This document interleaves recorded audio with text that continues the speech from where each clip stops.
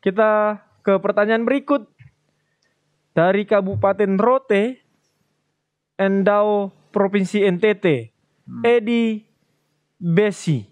Shalom Pak Pendeta. Saya mau bertanya dalam kitab Filipi 2 ayat 10-11. Namun dari sejak dunia diciptakan sampai dengan dunia kiamat ada umat manusia yang tidak pernah mengenal siapa itu Yesus. Apakah tidak bertolak belakang dengan 1 Petrus 4 ayat 18 dan Yesaya 26 ayat 10? Mohon penjelasannya Pendeta. Kita baca terlebih dahulu Filipi 2 ayat 10-11. Filipi 2 ayat 10 dan 11. Supaya dalam nama Yesus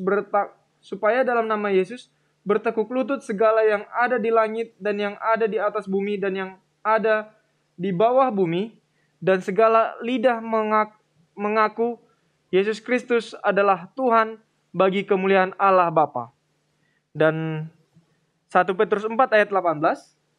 1 Petrus 4 ayat 18 berkata, dan jika orang benar hampir-hampir tidak diselamatkan, apakah yang akan terjadi dengan orang fasik dan orang berdosa? Dan dalam Yesaya 26 ayat yang ke-10, seandainya orang fasik dikasihani, ia tidak akan belajar apa yang benar. Ia akan berbuat curang di negeri di mana hukum berlaku dan tidak akan melihat kemuliaan Tuhan. Terima kasih, silakan Pendeta. Apakah ayat-ayat ini bertentangan? Terima kasih Saudara Edi Besi di Kabupaten Rotendau, Provinsi NTT. Terima kasih. Jadi pertanyaannya adalah tentang Filipi 2 ayat 10 dan ayat 11. Ya. Sejak dunia diciptakan sampai dengan dunia kiamat, tetap ada umat manusia yang tidak akan mengakui siapa Yesus itu. Tapi ayat ini mengatakan dalam nama Yesus Kristus, dalam nama Yesus bertekuk lutut segala yang ada di langit dan yang ada di bumi dan yang ada di bawah bumi. Dan segala lidah mengaku Yesus Kristus adalah Tuhan dan bagi kemuliaan Allah Bapa. Berarti tidak akan ada yang binasa, karena semua akan mengakui. Kurang lebih saya artikan pertanyaan dari Saudara Edi Besi dari Pulau Rote seperti demikian. Mudah-mudahan tafsiran saya tentang pertanyaan itu betul.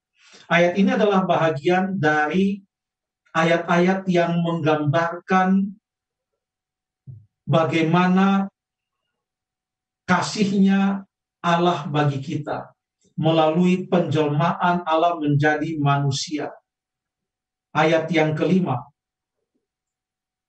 dan ayat yang keenam, walaupun dalam rupa Allah tidak menganggap kesetaraan dengan Allah itu sebagai milik yang harus dipertahankan, melainkan telah mengosongkan dirinya sendiri, mengambil rupa seorang hamba dan menjadi sama dengan manusia, dan dalam keadaan sebagai manusia telah merendahkan dirinya dan taat sampai mati, bahkan sampai mati di kayu salib.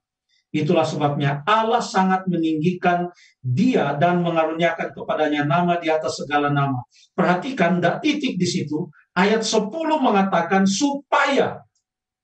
Inilah tujuannya.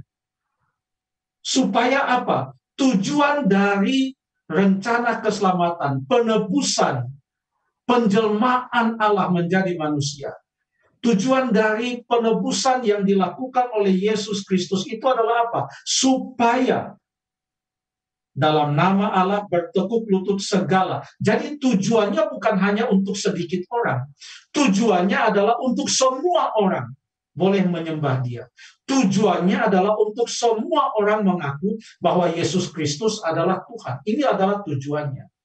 Jadi di dalam tata bahasa Yunani, kata kerja itu ada beberapa, dia punya jenis. Ada kata kerja yang adalah kata perintah.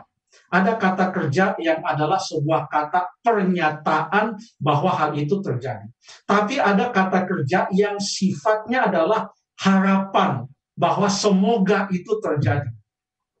Dari tulisan bahasa Yunaninya, kan ini bahasa Indonesia. Kita bisa membedakan, oh ini kata perintah, ini kata kenyataan, atau ini kata harapan. Nah, kata yang digunakan untuk kata bertekuk lutut Lalu kata mengaku dalam ayat 10 dan ayat yang ke-11. Ini adalah kata kerja dalam bentuk harapan, yang menunjukkan ini adalah harapan dari Yesus, dari penebusan yang ia lakukan. Dan dalam kata-kata kerja harapan itu selalu didahului dengan suatu kata dalam bahasa Yunani yang biasanya diterjemahkan dalam bahasa Indonesia kata supaya, atau kata agar supaya, atau kata supaya sekiranya mungkin, atau supaya semoga, kata-kata harapan. Jadi kalau kita membaca ayat itu setelah mengerti apa sebenarnya kata kerja aslinya di belakang kata-kata bahasa Indonesia ini, maka ayat ini adalah harapan supaya semua orang itu menyembah Tuhan, supaya semua orang itu mengakui Yesus Kristus. Tetapi harapan itu belum tentu terjadi. Kenapa? Karena hanya mereka yang menyambut penebusan itu yang akan mendapatkan keselamatan. Masih ada banyak keterangan lagi, beberapa contoh, tapi saya percaya mungkin hanya di sini dulu keterangannya.